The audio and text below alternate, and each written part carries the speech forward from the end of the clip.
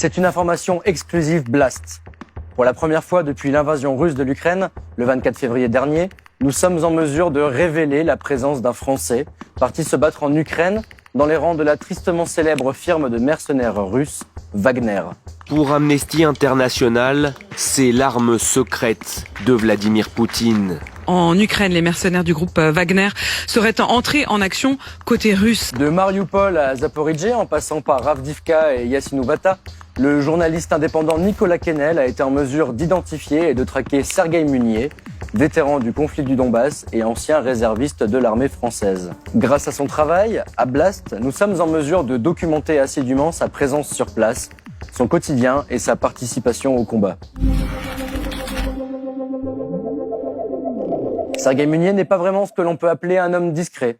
En 2014, au moment de la première invasion de l'Est de l'Ukraine par la Russie, il s'était déjà fait repérer dans les contingents de Français, partis se battre dans les rangs des forces armées séparatistes de Donetsk, en Ukraine. Mais c'est à son retour en France qu'il attire le plus l'attention et fait même l'objet d'une enquête du site ukrainien Inform Napalm en 2016, intitulée « Les masques du monde russe en France ». À l'époque, c'est déjà grâce à ses publications, laissées en libre accès sur les réseaux sociaux, que les enquêteurs ukrainiens ont pu dresser son portrait. C'est d'abord dans l'armée française que Sergueï Munier fait ses armes. Il s'engage au début des années 2010 en tant que réserviste au 1er régiment de Spahi. À cette époque, ses publications laissent même suggérer qu'il aurait participé à un défilé du 14 juillet sur les Champs-Élysées. Son expérience au sein des forces armées françaises sera brève, puisque 4 ans plus tard, il fait partie des premiers contingents de Français partis se battre avec les forces séparatistes du Donbass. Selon ses propres déclarations, Sergueï Munier y a effectué un séjour de 3 mois en 2014, 2 séjours de 6 mois en 2015 et 2016 et d'autres missions ponctuelles. Selon Inform Napalm, son engagement ne lui aurait pas posé de difficultés pour revenir en France où il aurait continué à agir librement pour enrôler d'autres jeunes Français. Une tranquillité qui n'est pas étonnante puisqu'à cette époque, les services de police et de renseignement étaient focalisés sur la menace terroriste islamiste. Cela ne l'empêchera pas non plus d'être invité à une soirée de gala de l'association Dialogue franco-russe de Thierry Mariani, qui s'est déroulée en novembre 2016 au somptueux hôtel Intercontinental à Paris. Pour rappel, le député européen d'extrême droite Thierry Mariani est connu pour sa russophilie et pour être un proche de Vladimir Poutine, dont il est l'un des défenseurs en France. Invité à plusieurs reprises aux frais de la Russie, en Crimée et dans le Donbass annexé, il continue aujourd'hui à défendre le chef du Kremlin à propos de la guerre en Ukraine. Les Ukrainiens sont au moins aussi responsables que les Russes de cette guerre, selon vous? Absolument. Contacté par Blast, Thierry Mariani se défend, expliquant que si cette soirée a effectivement été organisée par son association, lui-même n'y était pas présent. Sergueï Munier fait à nouveau parler de lui en 2019, lors d'une manifestation de Gilets jaunes. Avec plusieurs autres engagés au Donbass, il y assure le service d'ordre et en profite pour déployer dans les rues de Paris un drapeau de la République autoproclamée de Donetsk. 3 ans plus tard, avec le début de l'offensive russe en Ukraine, le 24 février 2022, les amis numériques de Sergueï Munier ont découvert qu'il était de nouveau parti en Ukraine, mais cette fois sous une nouvelle bannière, celle de la société de mercenaires Wagner. Nous l'écrivions dans les colonnes de Blast au tout début de la guerre.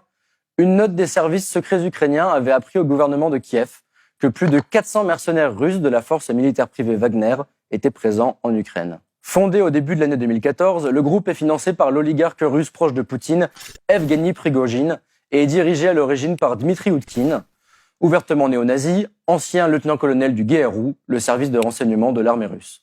Wagner avait fait ses grands débuts en 2014 en rejoignant les pro-russes dans la région de Lougansk, puis en Crimée. On les retrouvera ensuite en Syrie aux côtés des forces de Bachar el-Assad, en Libye, en Centrafrique, au Mali ou encore au Mozambique, au Soudan et au Venezuela. Partout où ils passent, la liste de leurs terribles exactions se rallonge.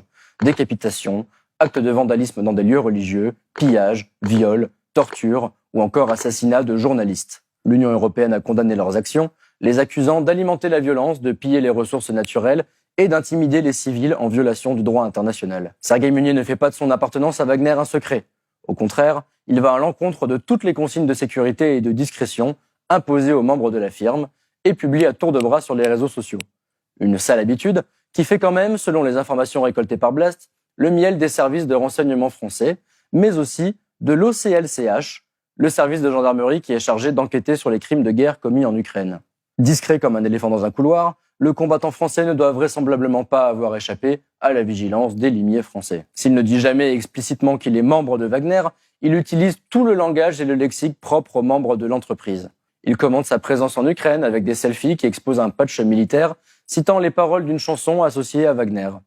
Cette photo, publiée le 30 juillet sur le profil Facebook de Sergueï Munier, sera reprise dès le lendemain sur le canal Telegram Green Zone, lui aussi associé à Wagner.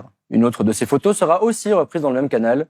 Et pour enfoncer le clou, un de ses contacts n'hésite pas non plus à l'appeler le musicien, autre référence à la firme de mercenaires. Ironique, il publie une vidéo qu'il légende « Voyagez avec notre agence et découvrez l'atmosphère des villes en bord de mer telles que Mariupol ». Il s'y montre arpentant les ruines d'une ville où il déambule en faisant fi des corps de civils qui jonchent le sol. Il prend même plutôt soin de les cadrer pour être sûr que le spectateur n'en rate pas une miette. Blast a pu identifier sa présence à Mariupol grâce à une autre vidéo dans laquelle il se montre à bord d'un camion avec des frères d'armes. Alors que quelques civils désabusés regardent passer le convoi, on distingue en toile de fond des immeubles éventrés par les bombes. Une analyse de la séquence permet de démontrer qu'elle a bien été tournée dans une rue en périphérie de Mariupol. Cette ville, qui comptait presque 500 000 habitants avant la guerre, a été presque intégralement rayée de la carte par les combats et l'artillerie russe. La bataille pour Mariupol aurait occasionné 25 000 morts selon les autorités ukrainiennes. Un bilan très en dessous de celui que fait Mykola Ozyshenko, président de Mariupol TV, qui parle, lui, de 100 000 morts en se basant sur des sources locales. D'habitude, prolixe sur les réseaux sociaux, Sergueï Munier reste discret sur le rôle qu'il a joué dans la bataille pour cette ville devenue martyre. Grâce à sa caméra embarquée, le Français documente pourtant habituellement sa participation active au combat. Dans une autre séquence, elle aussi publiée sur Facebook, on le voit tirer avec son fusil d'assaut en restant abrité derrière un monticule de terre. Avec lui, 3 autres soldats qui pilonnent les positions ukrainiennes avec des grenades. En face, la réponse se traduit par des tirs nourris.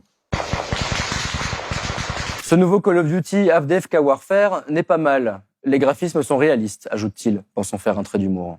La municipalité d'Avdiivka, située dans l'oblast de Donetsk, est, avec Bakhmut, l'un des principaux fronts où sont déployés les mercenaires de Wagner. Dans cette ville, toujours détenue par les Ukrainiens, les combats n'ont pas épargné ni les immeubles d'habitation, ni les écoles. Marque la plus intéressante de son obédience à Wagner, un selfie qui date de fin octobre, prise à l'arrière d'un camion. Avec lui, un homme que plusieurs observateurs pensent être l'administrateur du sinistrement connu canal Telegram de Wagner, Weaver's Side of the Medro. Un canal sur lequel ont déjà été publiées de nombreuses vidéos montrant les exactions et les crimes de guerre de la firme. La dernière vidéo qu'il juge bon de publier le montre à bord d'un BMP-3, un véhicule blindé de transport de troupes, que Sergueï affirme voler. Blast a pu formellement identifier cette vidéo comme ayant été tournée à Yasinuvata, une petite ville située entre Donetsk et Bakhmut.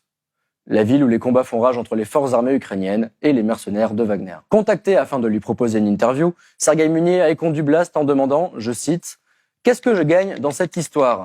Pourtant, l'homme semble être un habitué des interviews.